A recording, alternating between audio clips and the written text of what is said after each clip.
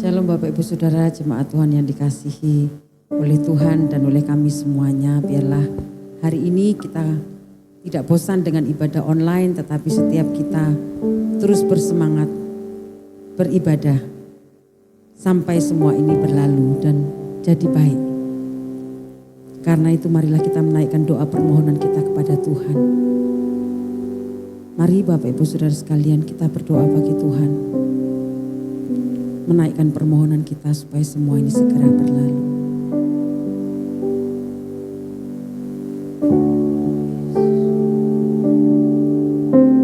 Syukur untuk setiap rencanamu dan rancanganmu yang mulia. Dalam satu tubuh kami bersatu menjadi duta kerajaanmu. Ku ucapkan berkat atas Indonesia, biar kemuliaan Tuhan akan nyata.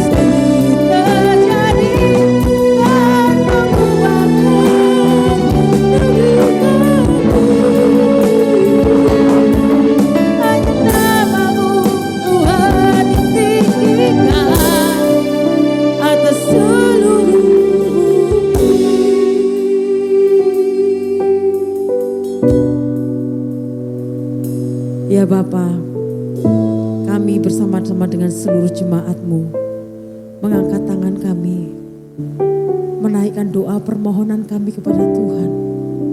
Biarlah belas kasihan-Mu ada atas bangsa kami. Kami berdoa buat pemimpin-pemimpin bangsa kami yang hari ini sedang berjuang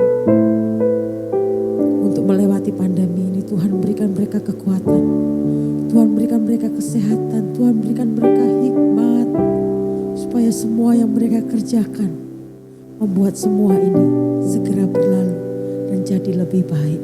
Terima kasih, jagai mereka semua Tuhan. Juga Engkau jagai semua kami bangsa Indonesia. Jauhkan dari segala yang jahat. Biarlah kami boleh senantiasa memandang Tuhan, berharap kepada Tuhan, dan mampu melewati semuanya ini dengan pertolongan Tuhan. Terima kasih Tuhan, inilah doa dan permohonan kami. Dalam nama Tuhan Yesus, haleluya. Amin. Mari jemaat Tuhan, kita tetap dalam hadirat Tuhan. Kita mengucap syukur atas kebaikan Tuhan. Kita mengucap syukur atas keajaiban Tuhan. Kalau sampai hari ini kita masih dapat berdiri, beribadah, menyebutnya sebagai Yesus, menyebutnya sebagai Tuhan, menyebutnya sebagai Raja kita. Dan hidup kita ini menjadi sebuah saksi atas kebaikan Tuhan.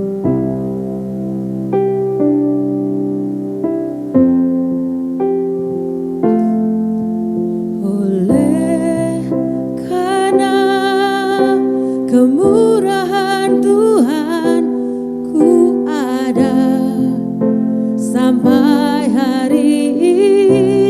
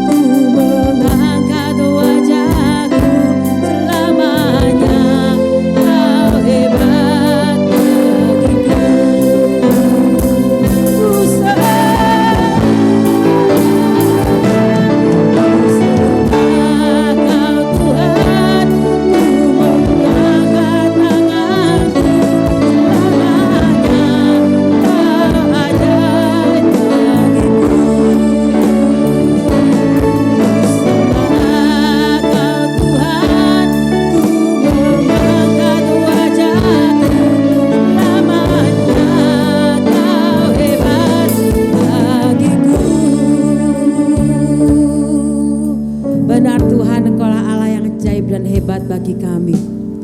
Dan firman-Mu itu menjadi kekuatan bagi kami. Kalau sebentar kami mau dengar firman, biarlah Allah Roh Kudus sepanjang firman ini ditaburkan terus ada di dalam hati kami, menjamah setiap kami yang mendengar.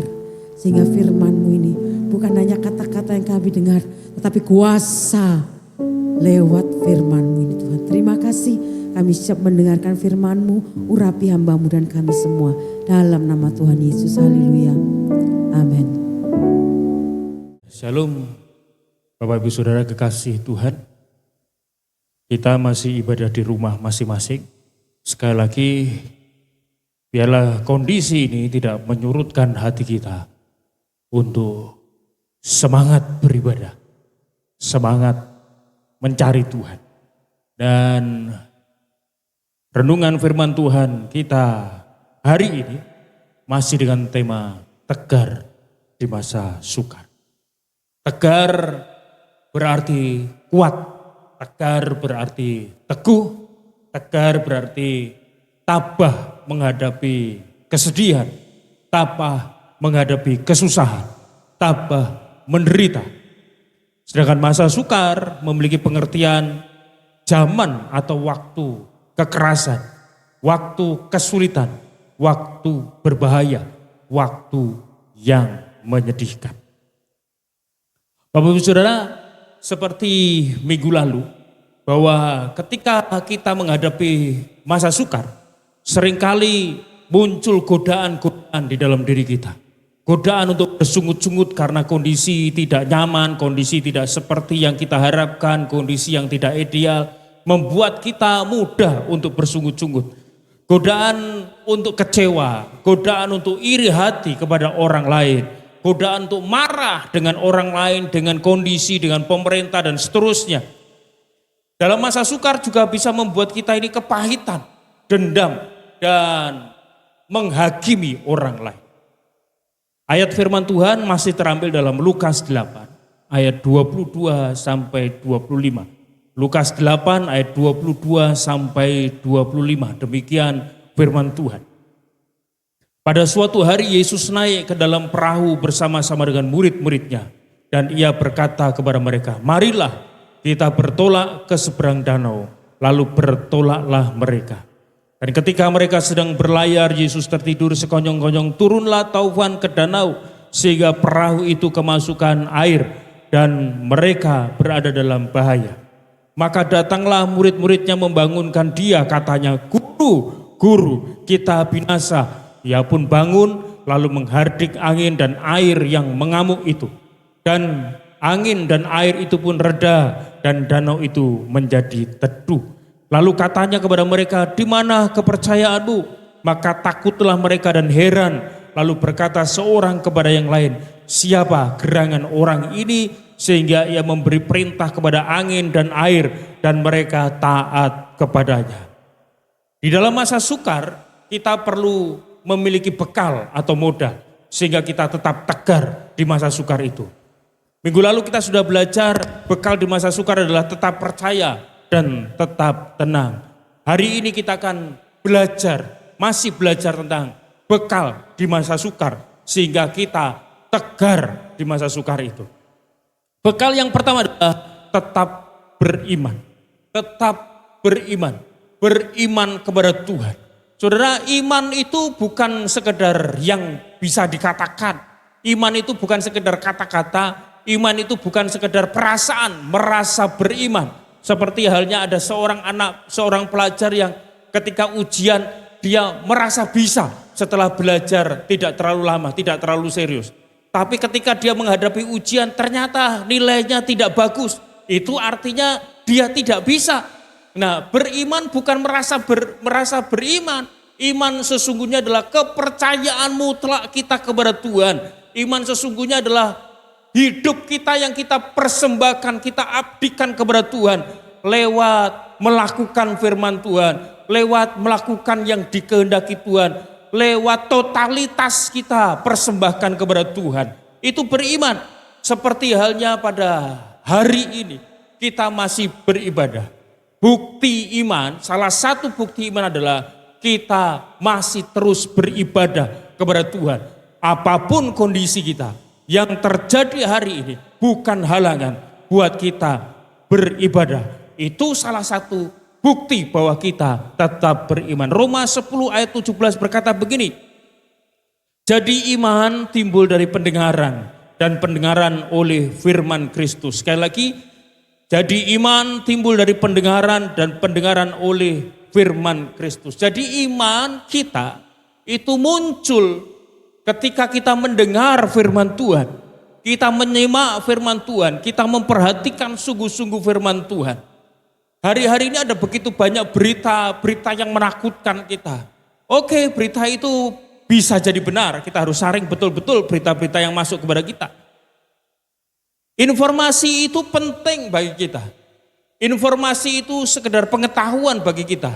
Tetapi yang lebih daripada itu adalah begini, jangan sampai informasi itu membuat kita cemas, membuat kita takut, membuat kita gentar, membuat kita tawar hati. Nah, itu sebabnya marilah kita terus beriman kepada Tuhan. Situasi yang tidak menentu hari-hari ini diimbangi dengan konsumsi makanan-makanan rohani yang banyak, yang baik, sehingga kita tetap beriman kepada Tuhan.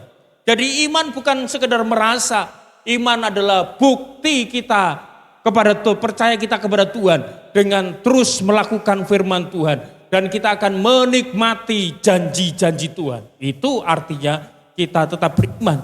Ibrani 11 ayat 6 berkata begini, tetapi tanpa iman tidak mungkin orang berkenan kepada Allah. Sebab barang siapa berpaling kepada Allah, ia harus percaya bahwa Allah ada. Dan bahwa Allah memberi upah kepada orang yang sungguh-sungguh mencari Dia. Saudara, tanpa iman kita tidak mungkin berkenan kepada Tuhan.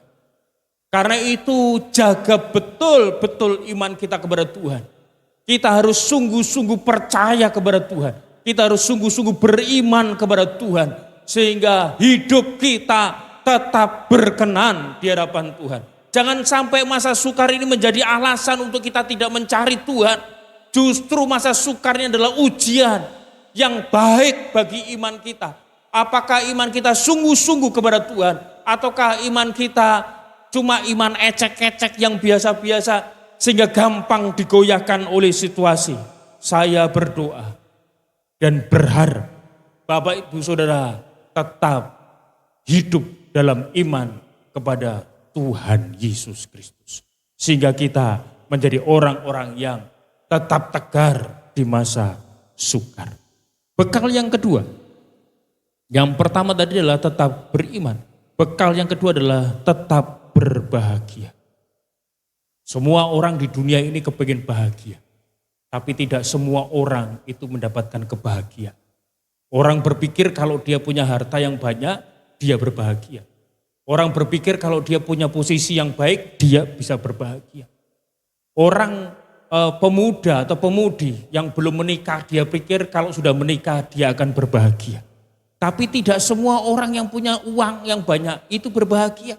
Tidak semua orang yang punya posisi jabatan itu berbahagia. Tidak juga semua pemuda-pemudi masuk dalam rumah tangga itu berbahagia. Nah, itu sebabnya dalam situasi yang seperti ini kita harus menguatkan hati kita untuk kita berbahagia. Yakobus 1 ayat 2 berkata begini, saudara-saudara, anggaplah sebagai suatu kebahagiaan apabila kamu jatuh ke dalam berbagai-bagai pencobaan. Saudara-saudaraku, anggaplah sebagai suatu kebahagiaan apabila kamu jatuh ke dalam berbagai-bagai pencobaan. Kebahagiaan di sini menggunakan kata Yunani kara yang berarti sukacita di tengah penderitaan. Firman Tuhan seakan-akan berbanding terbalik. Orang yang menderita, orang yang menghadapi tekanan, orang yang menghadapi persoalan, orang yang menghadapi kekurangan ekonomi, itu diperintahkan untuk tetap berbahagia. Karena memang kebahagiaan kita, sukacita kita bukan karena duit, bukan karena posisi, bukan karena jabatan, bukan karena situasi, bukan karena apa. Sukacita kita apabila di dalam kita ada Tuhan Yesus. Tuhan Yesus yang memberikan sukacita, yang memberikan kebahagiaan kepada kita. Itu sebabnya Yakobus 1 ayat 2 itu berkata supaya kita tetap berbahagia di masa-masa yang sukar. Sesuai dengan kata ini, bahagia, kara, itu artinya sukacita, bahagia di tengah-tengah penderitaan. Saya tidak tahu persis apa yang saudara hadapi hari-hari ini. Tapi hampir di seluruh dunia ini, orang sedang menghadapi tekanan. Tekanan karena ekonomi, tekanan karena sosial, tekanan karena sakit penyakit. Banyak tekanan yang dihadapi. Tetapi firman Tuhan berkata, tetaplah berbahagia. Berbahagia di tengah-tengah penderitaan. Ada satu jemaat yang menjadi contoh bagi kita. Untuk kita tetap berbahagia di masa sukar ini. Yang terambil dalam 2 Korintus 8 ayat 1-2. Saudara-saudara, kami hendak memberitahukan kepada kamu tentang kasih karunia yang dianugerahkan kepada jemaat-jemaat di Makedonia. Selagi dicobai dengan berat dalam berbagai penderitaan, sukacita mereka meluap, dan meskipun mereka sangat miskin, namun mereka kaya dalam kemurahan. Aku bersaksi bahwa mereka telah memberikan menurut kemampuan mereka, bahkan melampaui kemampuan mereka. Saudara, jemaat Makedonia adalah jemaat yang sederhana. Jemaat yang banyak menghadapi aniaya. Bahkan mereka bukan orang yang kaya. Tapi Paulus menegaskan bahwa mereka bersukacita. Mereka berbahagia di dalam tekanan, di tengah-tengah penderitaan, di tengah-tengah ancaman. Mereka tetap berbahagia. Dan ketika mereka menderita kekurangan, justru itu adalah kesempatan bagi mereka memberi bagi Tuhan. Berbagi dengan jemaat-jemaat yang lain yang sedang menghadapi persoalan ekonomi, yang sedang menghadapi kelaparan. Mereka berbagi. Mereka berbahagia. Kebahagiaan mereka bukan karena mereka punya duit yang banyak. Bukan karena kondisi mereka baik-baik saja. Bukan. Tapi kebahagiaan mereka berdasarkan Tuhan yang di dalam hidup mereka. Saudara pastikan bahwa setiap saudara punya Tuhan di dalam dirimu. Sehingga ketika Tuhan itu ada di dalam dirimu, maka saudara akan mendapatkan kebahagiaan. Saudara akan tetap tegar di masa sukar kalau saudara tetap berbahagia. Kebahagiaan kita sekali lagi bukan diukur dengan duit yang kita punya, dengan kondisi yang baik-baik. Tapi apabila Tuhan ada di dalam hidupmu. Bekal yang ketiga, bekal di masa sukar yang ketiga adalah tetap hidup bijaksana. Tetap hidup bijaksana. Efesus 5 ayat 15 sampai 17. Efesus 5 ayat 15 sampai 17. Karena itu perhatikanlah dengan seksama bagaimana kamu hidup. Janganlah seperti orang bebal, tetapi seperti orang arif. Dan pergunakanlah waktu yang ada karena hari-hari ini adalah jahat. Sebab itu janganlah kamu bodoh, tetapi usahakanlah supaya kamu mengerti kehendak Tuhan.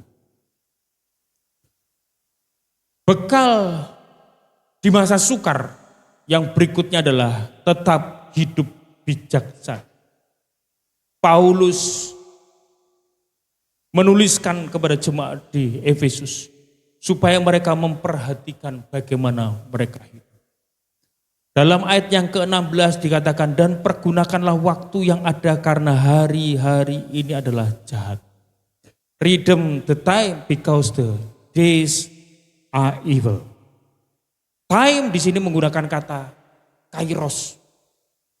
Dan days menggunakan kata hemera. Kairos ini banyak orang mengartikan sebagai hari Tuhan atau waktu Tuhan. Kairos sesungguhnya punya pengertian kesempatan. Sebuah waktu yang diperhitungkan oleh Tuhan. Dinilai oleh Tuhan. Apakah waktu itu sebuah waktu yang berkualitas ataukah waktu yang tidak berkualitas. Dis hemera, menggunakan kata hemera, ini artinya adalah selama kita hidup dalam satu hari 24 jam, Tuhan memberikan kesempatan, memberikan kairos kepada kita. Dan semua itu diperhitungkan oleh Tuhan. Saudara perhatikan baik-baik berapa lama saudara sudah hidup dalam dunia ini. Dan berapa hari yang sudah kita lewati di masa sukar ini. Dan berapa waktu yang sudah kita pergunakan dengan baik. Tuhan memperhitungkan setiap jam, setiap menit, setiap detik yang Tuhan anugerahkan kepada kita. Dihitung sebagai sebuah kesempatan kita untuk semakin dekat kepada Tuhan. Semakin dekat kepada Tuhan. Melakukan hal yang baik, melakukan firman Tuhan. Hidup kita itu bukan cuma sekedar dijalani biasa, tetapi diperhitungkan oleh Tuhan. Karena itu baik-baiklah kita hidup. Jalanilah kehidupan ini dengan bijaksana supaya kita memahami kehendak Tuhan dalam kita. Memahami kehendak Tuhan di dalam hidup kita. Karena hari-hari ini jahat, hari-hari ini berbahaya. Kita tidak tahu sampai kapan Tuhan memberikan kesempatan kita hidup di dunia ini. Yang jelas kita harus tetap hidup bijaksana. Mazmur 90 ayat 12 berkata begini, ajarilah kami menghitung hari-hari kami sedemikian, sehingga kami memperoleh hati yang bijaksana. Bijaksanalah menggunakan hari, menggunakan kesempatan yang Tuhan anugerahkan kepada kita. Saudara, saya tidak mau Bapak Ibu Saudara yang di rumah menyia-nyiakan waktu yang Tuhan anugerahkan. Waktu adalah kesempatan. Kesempatan diukur oleh Tuhan. Karena itu mari semua kita mempergunakan hidup kita dengan sebaik-baiknya. Kita akan tetap tegar di masa sukar ini. Kalau kita tetap beriman kepada Tuhan. Kita tetap tegar di masa sukar ini. Kalau kita tetap berbahagia. Kita akan tegar di masa sukar. Kalau kita tetap hidup bijaksana. Amin. Renungan firman Tuhan. Kita berdoa. Kami bersyukur bahwa Tuhan memberikan waktu bagi kami untuk kami ibadah. Beribadah adalah salah satu bentuk bukti bahwa kami orang yang beriman kepada Tuhan. Ajari kami untuk kami terus berbahagia di masa-masa sukar ini. Dan menggunakan setiap kesempatan yang ada dengan bijaksana. Sehingga kami termasuk orang-orang yang memahami kehendak Tuhan. Yang mengerti kehendak Tuhan bagi kami. Tuhan tolong jemaat Tuhan yang hari-hari ini sedang dalam keadaan tidak baik. Biarlah anugerah damai sejahtera, sukacita dan bahagia itu Tuhan karuniakan buat semua. Saudara yang di rumah, apabila engkau sakit, percayalah bahwa saat ini pun Tuhan hadir. Kalau engkau susah, saat ini Tuhan hadir di tengah-tengahmu. Mintalah penghiburan dari Tuhan. Kalau engkau sedang menghadapi kesulitan apapun, percayalah bahwa Allah sanggup untuk menolongmu. Tuhan, kami berdoa buat setiap jemaat yang sakit Tuhan jamah sembuhkan, yang lemah Tuhan kuatkan, yang dalam kesedihan penghiburan ilahi turun atas mereka, yang dalam kekurangan Tuhan memberkati dengan berlimpah-limpah. Kami yakini, kami percaya ketika kami menyembah Allah yang hidup, Allah yang benar dalam nama Tuhan Yesus, maka Tuhan memberikan anugerah yang berlimpah-limpah bagi kami. Angkat tanganmu di hadapan Tuhan. Kekasih-kekasih Tuhan, marilah kita menyelesaikan ibadah ini dengan rasa takut dan percaya kepada Tuhan. Dan kiranya berkat damai sejahtera dari Allah Bapa, cinta kasih dari putranya tunggal Yesus Kristus, dan penyertaan Roh Kudus tinggal di dalam hidupmu sejak saat ini sampai Maranatha Yesus Kristus datang kali yang kedua. Percaya berkata, amin.